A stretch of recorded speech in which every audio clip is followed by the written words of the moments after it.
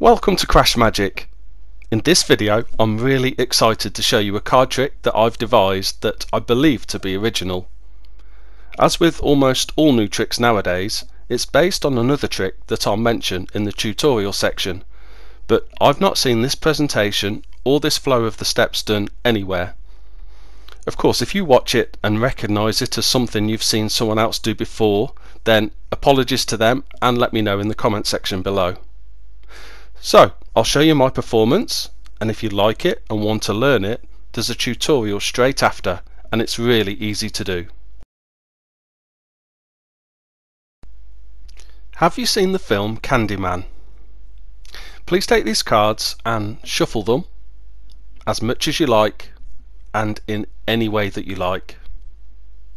So the film Candyman is a horror film that originally came out in 1992. Now when you've shuffled the cards, if you could split the pack into 4 fairly equal piles, and to make them a bit more even you can move a few cards in between the piles if you'd like to, and once you've done that, if you could then shuffle each of the 4 piles.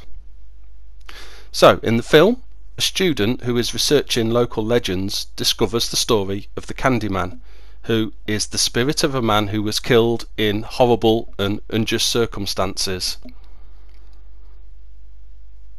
Now when you've finished shuffling the cards, I'd like you to choose one of these piles and discard 3 of them.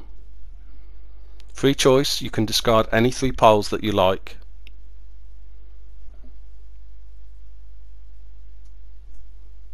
Okay, in the pile that you've got left, if you could take a look at the top card and remember it.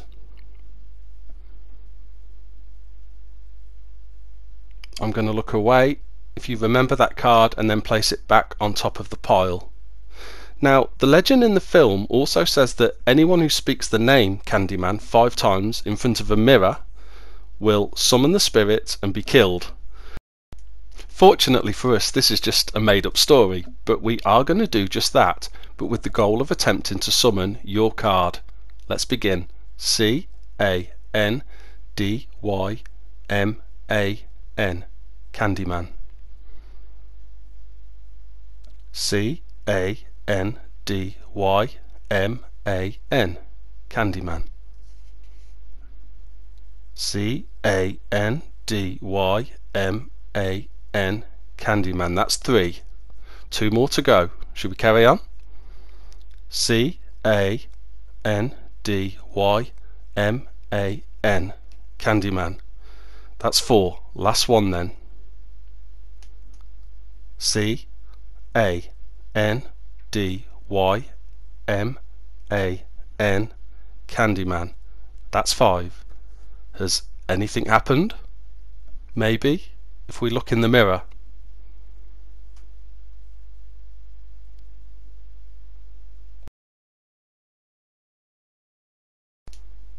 I really hope you liked that trick, and here's the tutorial. As I mentioned earlier, I've based this trick on another, and in that classic trick, by spelling the name of a selected card 3 times, you can get it to the top of a pile of cards where you can then reveal it. Now if you also want to learn that trick, I can really recommend the fantastic channel Craig's Magic Table and his video of that trick, which is called Easy Card Trick You Can Do. Back to my trick though, and the tutorial. So this trick is totally impromptu, meaning there's no setup and you can use a borrowed deck, and there's also no sleight of hand or card control needed. In fact, a spectator can do most of the handling of the cards. So to start, you can get 1 or more of the spectators to shuffle the cards, and once they've done that, you get them to split the cards into 4 piles. Now you need to stress to them that the piles should be fairly equal, and the reason for that is that the selected pile needs to have from 8 to 16, but ideally from 10 to 16 cards in it. Now this is actually quite a wide range, so as long as the piles are roughly even you should be fine, but if you do see that the piles are totally uneven, then get your spectator to move a few cards around. Now once they've done this and you've got 4 fairly evenly sized piles, you can have the 4 piles shuffled now. Now this isn't a necessary step, but I think it's quite a nice one to add in, so you can have your spectator shuffle all 4 piles, or again I think it's quite nice if you've got more than one spectator, you can involve them all in the shuffling of these piles. Once that's done, you ask your spectator to choose one of the piles and discard the other 3. This is absolutely free choice.